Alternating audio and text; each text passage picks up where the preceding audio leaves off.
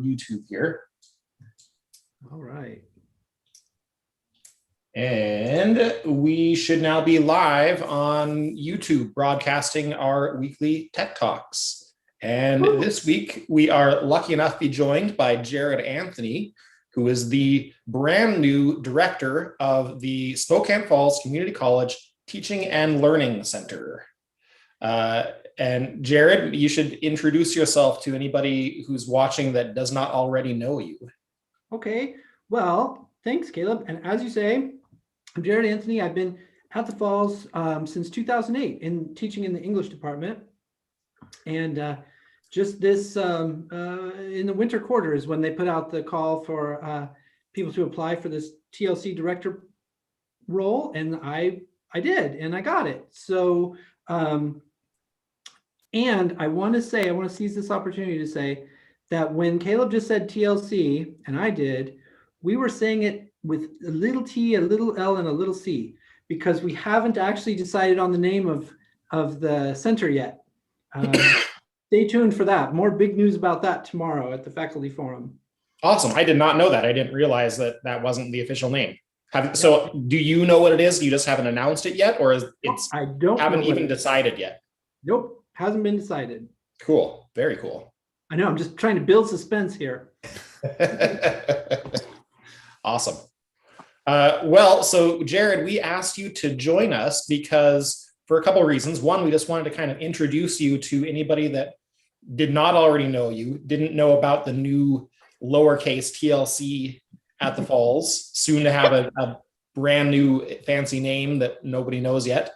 But also we wanted to have you come and have a conversation with us kind of on the topic of instructor presence, instructor tone, and no, I have time now. writing style. Hey, Colette. Let me eat my lunch really quick and then I will, okay? Colette, you might want to mute yourself if it sounds like you're doing dishes or something there. I'm so sorry. That's okay, totally fine. I think you were arguing with a child or something, which I know exactly how that sounds. No, I'm in with my husband. I just okay. And I thought I had myself muted, so I do greatly apologize. No, all totally good, fine. Colette. No worries. I think it's funny. Anyway, we wanted to have a conversation with Jared about kind of his experiences and perspectives when it comes to creating welcoming, encouraging instructor voice and instructor presence in teaching, specifically in online teaching, but really in all forms of higher education. How can we improve our presence with our students in a way that makes them feel like we are open and available to help, and somebody that they can trust and somebody that they can be honest with. So that's kind of why we asked you to join us, Jared. All right. Well, I like the sound of all that. That's a great description right there, Caleb. Go ahead and book this one on to our next talk. But seriously, thank you for inviting me to talk, and thanks everyone for coming. I know the four of you, in addition to Ben and Caleb, who've joined so far, but we're imagining that there are a bunch of people out there in YouTube land who are going to watch this too. So, but for now, I'll just say, hi, it's good to see you, Kim and Angela and Colette. And I already talked with Jared a little bit ago. Got to get some more Jareds in the Zoom room. There ought to be a limit. You have a limit? Yeah, there's a limit. There should be. Yeah. Well, hey, but anyway, so thanks. Should I go ahead and just like start talking here? Tell us a story, Jared. Yeah. All right. I want to tell you a story. Story time. I hope you had lunch and you're ready to sort of get a little sleepy and hear a story. No. So, well, first, I just want to say I really appreciate the e-learning faculty development course, that the training that you guys have set up. I think it's just a fantastic set of accessible and provocative resources in this instructor presence module. I really, as I mentioned to Caleb and Ben the other day, I really like that instructor immediacy page that has the strategies to implement list. Do you suppose I could share screen right now? Yeah, give me a second. Let me do that. Thank you.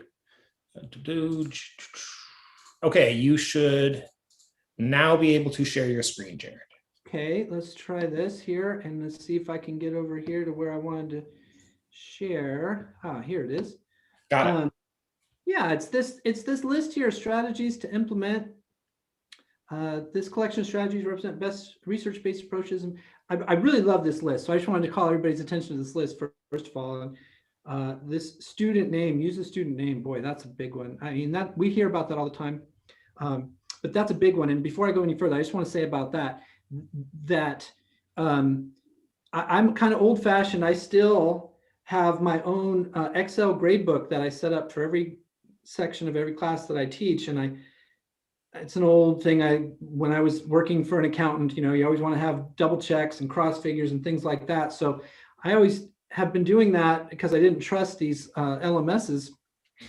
But of course you can trust them now, and I really don't need to do that anymore. But I will say the one really neat benefit that I still get out of it is that when I ask students in the beginning of a quarter to jump into an icebreaker discussion and a welcome discussion, and I ask them to tell us what they would like us to call them, any student who says a name other than what their Canvas profile lists, I add it to my grade. I put that name in my grade book. So then every time throughout the quarter when I'm responding to student work, I'm doing it on my grade book, not so much in the Canvas grade book, and I'm able to remind myself that James wants to be called Jim.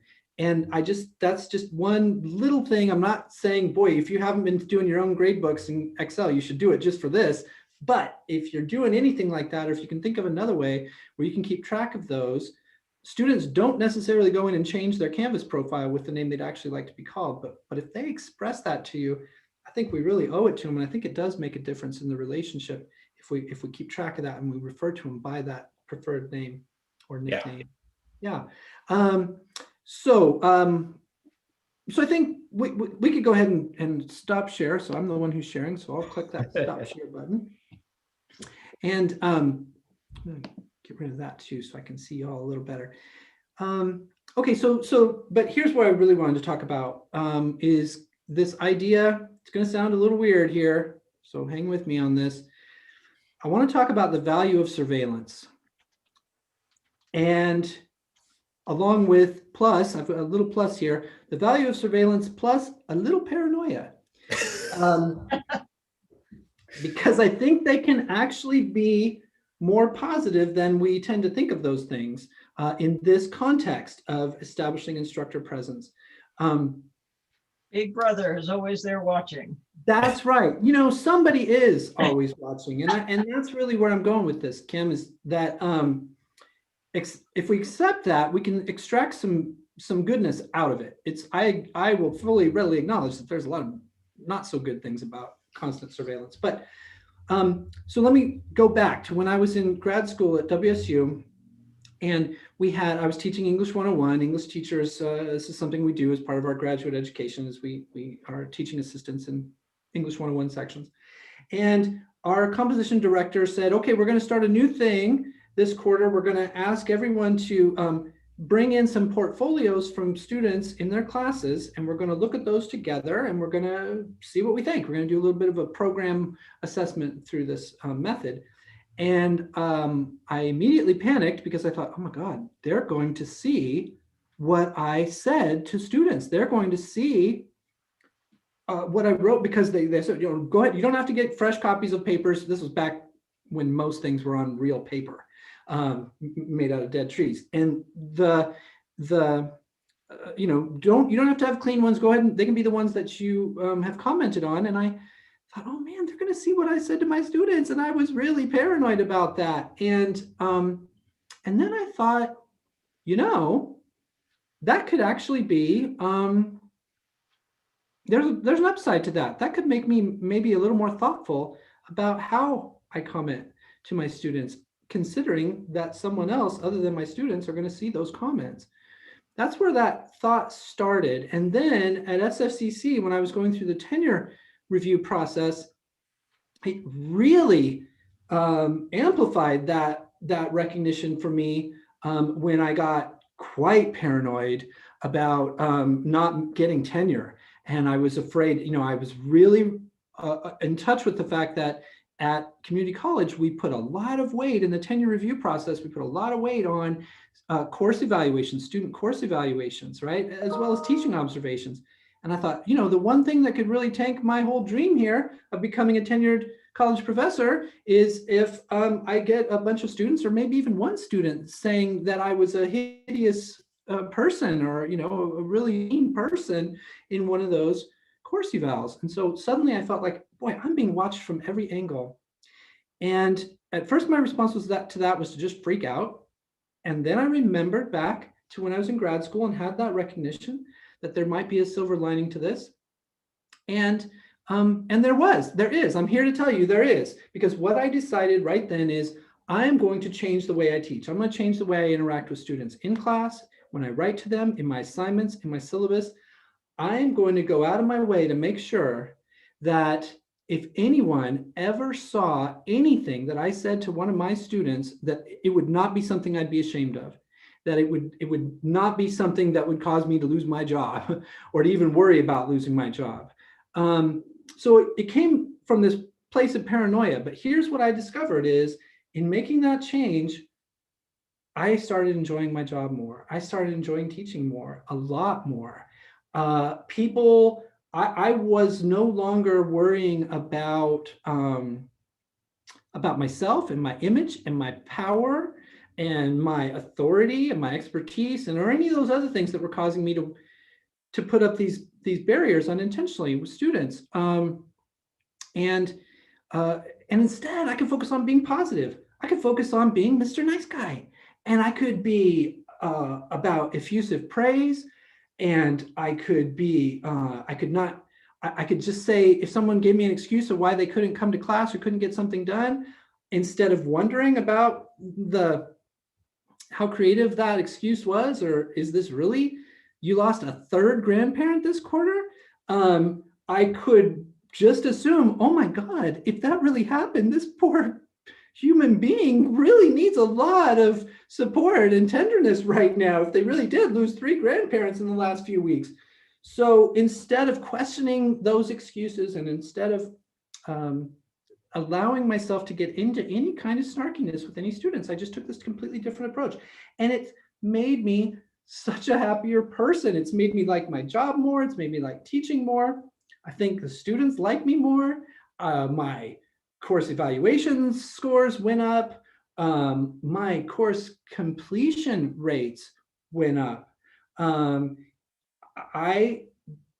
This made everything better. And so that's my pitch for the value of surveillance with a little bit of paranoia added in, is that because listen, I hope I'm not telling you anything you don't know, but I mean, long ago, a couple decades ago, people started talking about how, be careful with emails, because, emails, anybody, you never know where one of your emails might show up, right? So I think we're all familiar with that. Well, the same is true with anything you say to a student.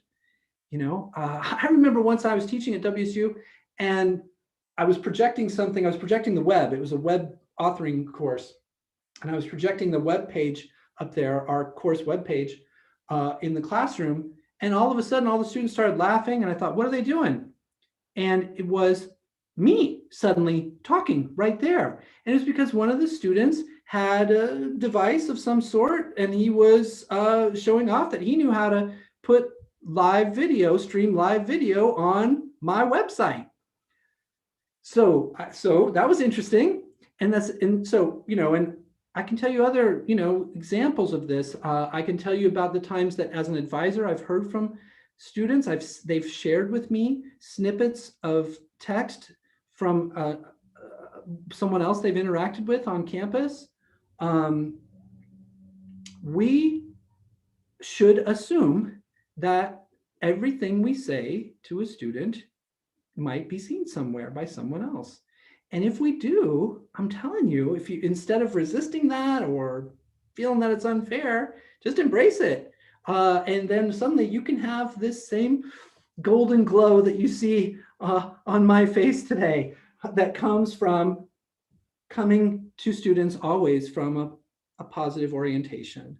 and treating them like human beings, because they are, who are scared and who need help, or who are proud and want affirmation of their accomplishments or whatever. They're just people just like us. And if you talk to them that way in every opportunity, I think they're going to get more out of their education. They're going to perform better.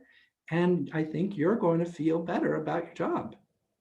This is my argument. This is my theory. And I can only speak from my personal experience to say that I'm not making it up. It's all true. So, you know, should I pause there for questions or comments, or should I keep going? Because I have a little bit more I could.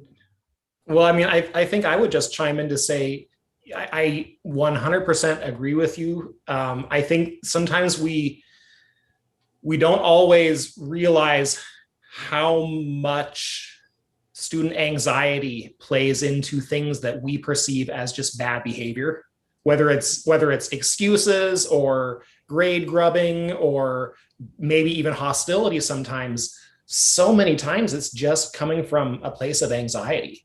Students that aren't hearing affirmation from any other source, or they have all kinds of stressors going on in their lives that are making learning harder for them, that they're having to deal with, that we aren't even aware of. And so every once in a while, I think most instructors will get a little glimpse of that sometimes, when a student will even accidentally share a story about their life, and you're like, oh, I did not know that you were dealing with something like that.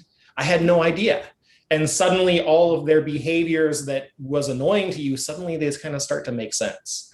And I think that it's always, I really appreciate your emphasis on just treating them like human beings, and not always immediately, jumping to the conclusions that we sometimes want to jump to, and just saying, I don't know if they're telling the truth or not, but I'm going to treat them as if they are. Yeah, I agree. I think assume good intent, right? I mean, because it doesn't really cost you anything. If they're lying, what did you lose by assuming they weren't? Nothing. But what you gain is, well, what you avoid is a negative feeling in yourself that, oh man, I'm being lied to. Yeah. But what you gain is a sense of serenity about that. And to the extent that student, and if any other students witnessed that interaction, you gain some trust among your students, that this is someone who cares and who's listening. So I think that's all true. And I mean, seeing great stuff in the chat here, Angela. I'm glad you pasted in there. The notion of students, when they ask, why are we doing this, as some sort of a challenge. But Tilt really flips that and says, oh, you're hungry for purpose. And that proves that Tilt's a good thing. I'm going to tilt my instructions and make sure I answer that question in advance. Do you want to say any more about that, Angela? I didn't mean to. No, and sometimes I'm sure it is a challenge, but me reframing it to be, it's about purpose. I am doing my best to make sure that it's clear early on, and still treat that question with respect, means that my interaction is one that I'm always going to be proud of, right? Just as you're talking about, as opposed to one that starts to, out of fear for being challenged, respond in a snarky way, which is not good for the student, not good for me either. So I appreciate that. Yeah, thanks. No, I appreciate it too. I'm glad you brought up Tilt for sure. Can I make a couple of comments too? Really go ahead, Kim. So I've gone through I haven't written my reflection yet, but I've gone through this month's kind of e-learning module, and actually I really appreciated that. It actually made, I really appreciate it. And then I guess I appreciate this sort of live presentation, Jared, that you're doing sort of as part of that.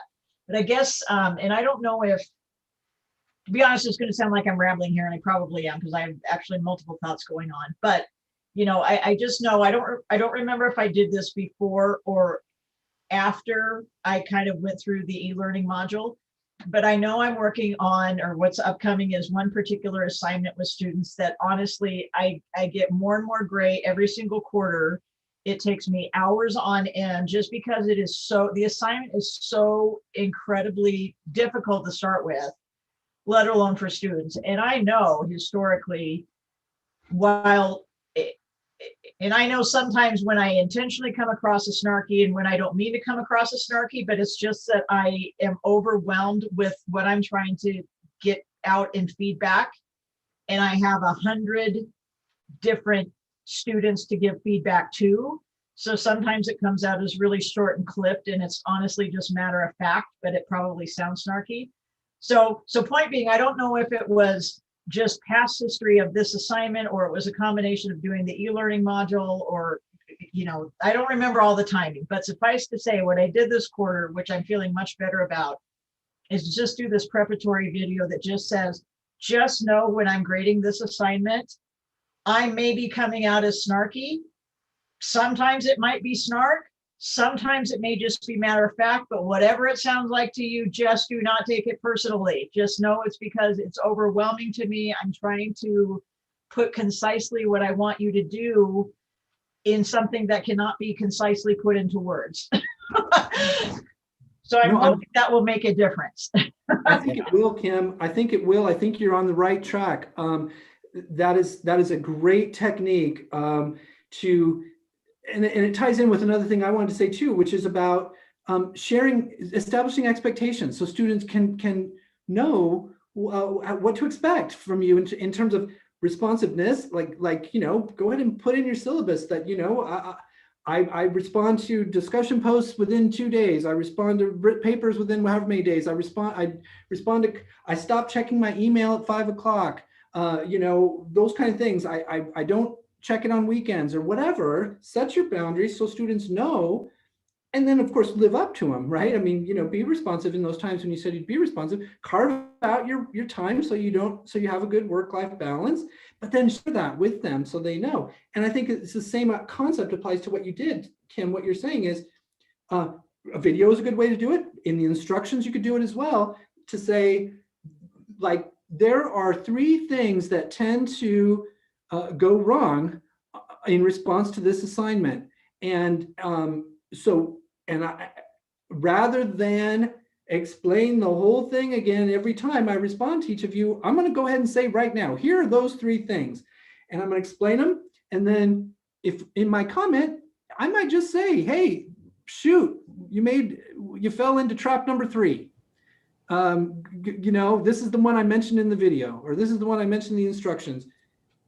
You've still shared with them that you care about their success, and you've helped them understand how to frame your comments, so that even if they are clipped, it doesn't have the same emotional effect, right? It doesn't play into those power differentials and boundaries between students and instructors. So yeah, I think that's going to work, Kim. I think you're on the right track for sure. Well, and something that Colette mentioned in the chat earlier about showing vulnerability once in a while. This is kind of like that too. This is you as the instructor being a little bit vulnerable and saying, this is a hard assignment for me too.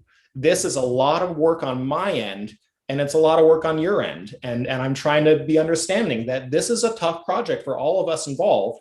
And I'm going to do my best to be encouraging and open. And I'm going to be really busy, so I may not have enough time to give everybody a ton of feedback. And sometimes just being honest about that makes a huge difference, because, to be completely honest, sometimes college students are not the most empathetic individuals. They may not think of their instructors as human beings either. So when you make yourself human, then that becomes a two-way street of that kind of respecting the human on the other end of the computer. Yeah, I totally agree. And you're so right, Caleb. I mean, it's true. It reminds me of a few times over the years where students would be responding to each other, and they'll say something like, well, there's one guy, Jared, said something that was actually pretty useful, and they just didn't even recognize that's me. I'm Jared, I'm the instructor. But yeah. So we need to humanize ourselves. And I think another way we can do that, this is one more point I wanted to make sure and squeeze in here, is I used to worry about sending too many emails to my students, particularly my online students. I used to worry, like, boy, information overload, and all the stuff is in the course. They'll get there. They'll figure it out.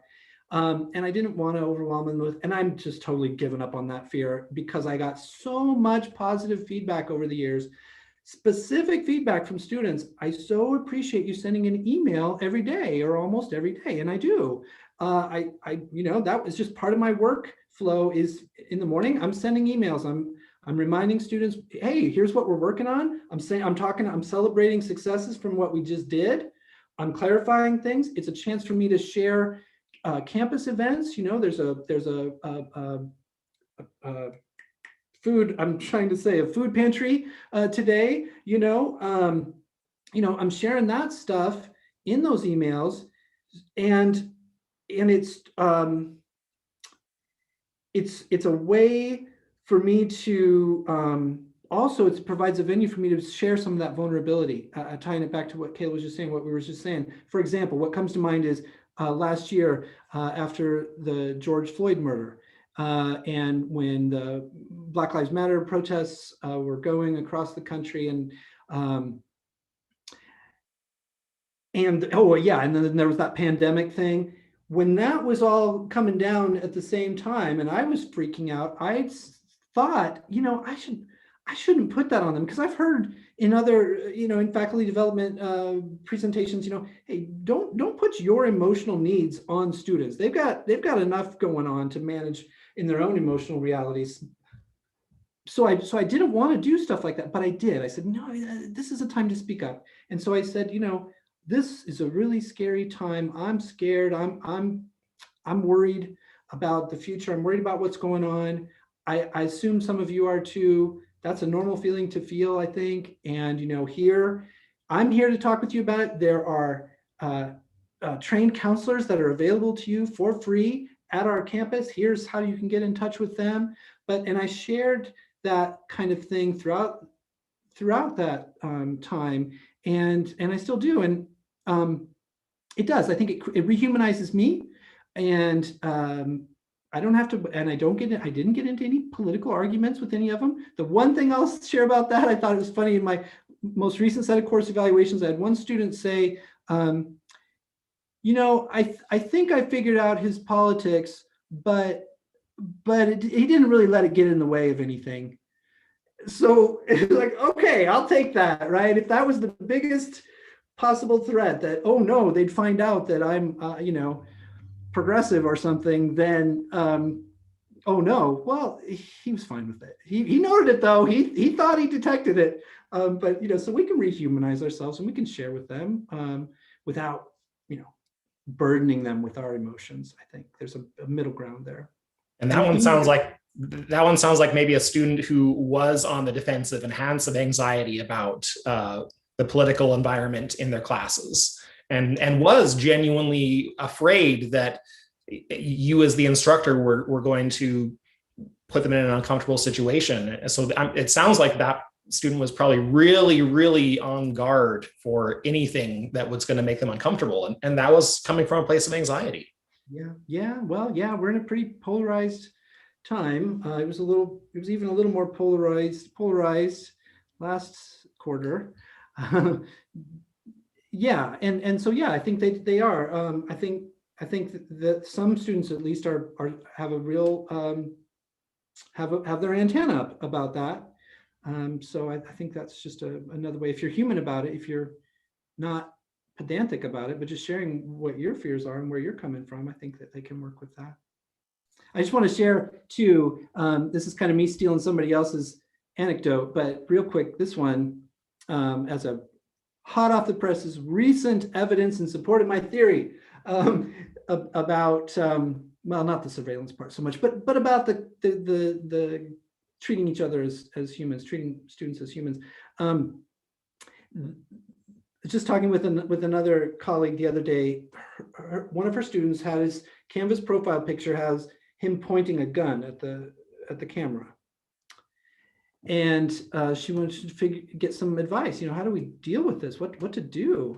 And lots of possibilities, right? And she could easily have gone down the road of, we're going to get into a constitutional battle here, right? Where this is First and Second Amendment rights. I've got a right not only to have this gun, but to point it at you as part of my free speech. And, we could have they could have gone all those places.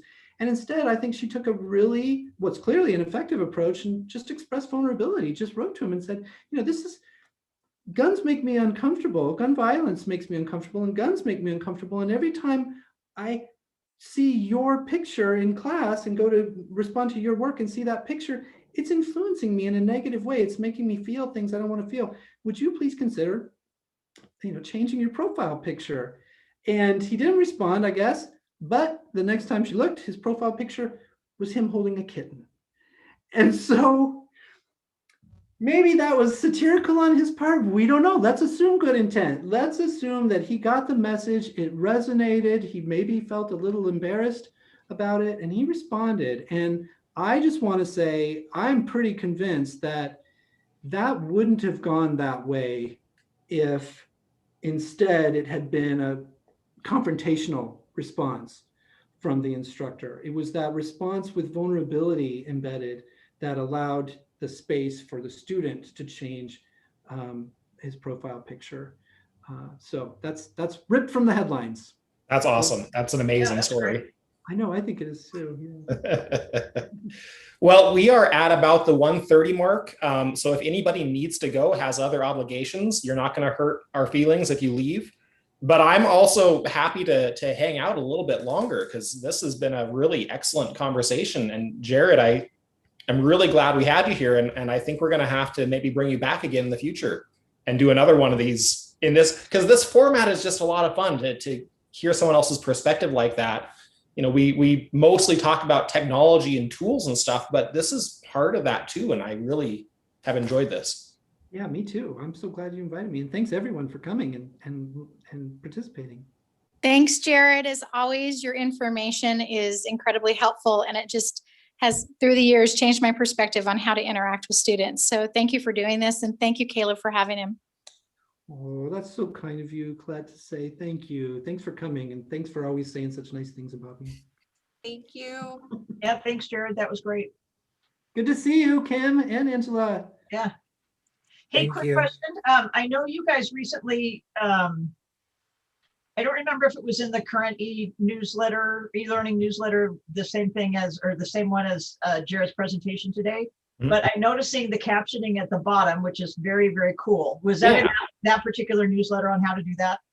No, so that's a tool that came out a couple of months ago, and I'm pretty sure we mentioned it. I think we did a Tech Talks on it a little while ago, Okay, and I think got it's been mentioned in newsletters. Yeah, the live transcript is a great new feature in Zoom. Yeah, that's very cool. Yeah, the only thing that I would mention is when you are the host of a Zoom meeting, you have to be the one to enable that first. So as the host, you have a CC button, live transcript. It says you have to click on it, and you have to click enable auto transcription. And then once you've done that, then everyone else in the meeting has the option of turning it on.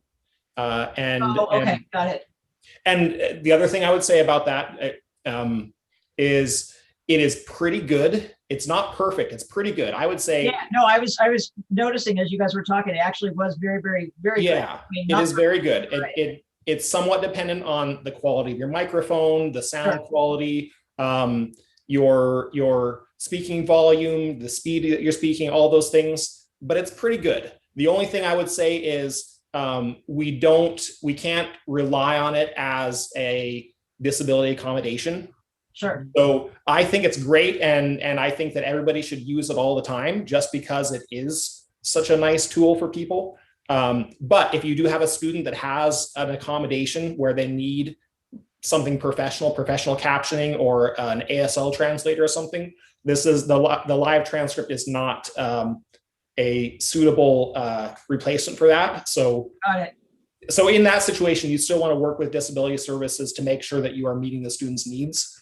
That being said, I have heard anecdotally that we have had students who were going to request an accommodation of that sort, and they said, you know what, this live transcript is good enough and I'm satisfied with it. I don't need anything beyond that. But that was the student's choice and a discussion that they had with DSS. But it's a great tool, and it's a great improvement on accessibility. So yeah, big fan of that.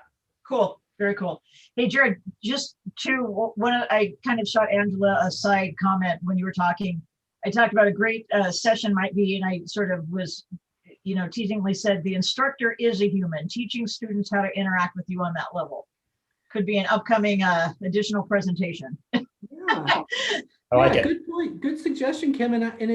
I think that's a good suggestion. And if we did it, I would want to, maybe with your help, but I'd want to track down some of that stuff I was referring to that I had heard in years past about how we don't want to put, we don't want to put our emotional needs on students, you know? And I'd want to try to bring that in so that we acknowledge that and we're respectful of that, and then we tried to operate within those parameters, you know, because I think Find the there's plenty of room balance. to do so.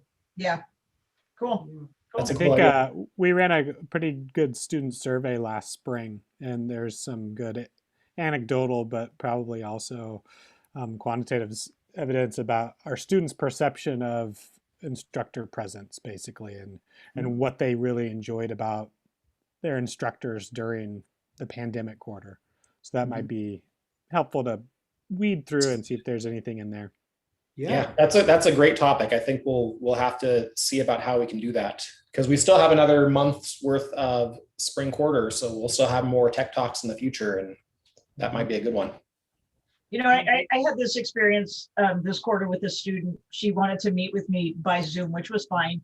And she kind of suggested a time, and I said, gosh, that sounds a little early in the morning for me, right? And, you know, and she said, well, you know, I have this job interview the next, you know, whatever. It's like, okay, fine, I'll get up. And then she ended up no showing. And then, you know, and then when I don't remember, I think I finally reached out and said something like, hey, I'm on Zoom, are you coming on or something? And she's like, oh, well, I decided to take advantage of sleep, which is something we had talked about in class prior. And I'm like, and it may or may not have come across a little snippy, but it's kind of like, you know what? I adjusted my sleep schedule for you. You could have at least let me know that you were not going to be here. Yeah. So, I mean, I think it's almost, I mean, right or wrong, I think that's kind of thing, but, oh, you know, the instructor, whatever, I don't need to treat them as a human and let them, you know, I don't need to. Instructors don't have lives or physical Don't have needs lives, or they don't anything. sleep, they're up 24 hours a day.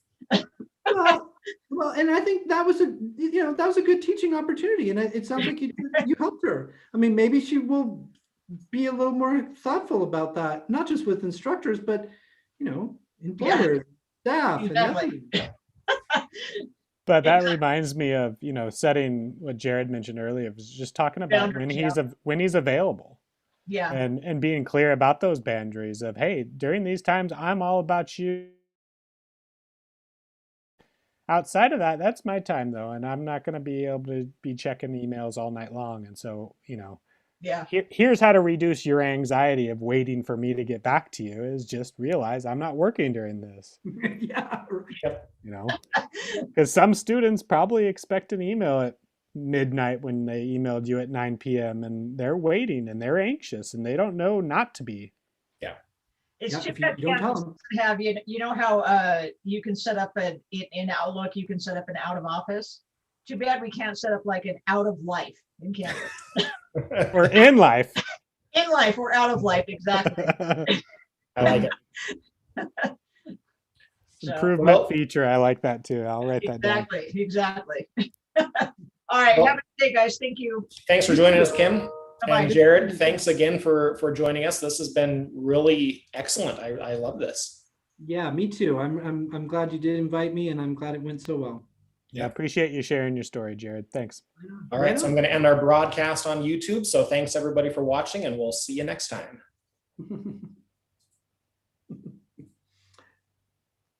And we are done.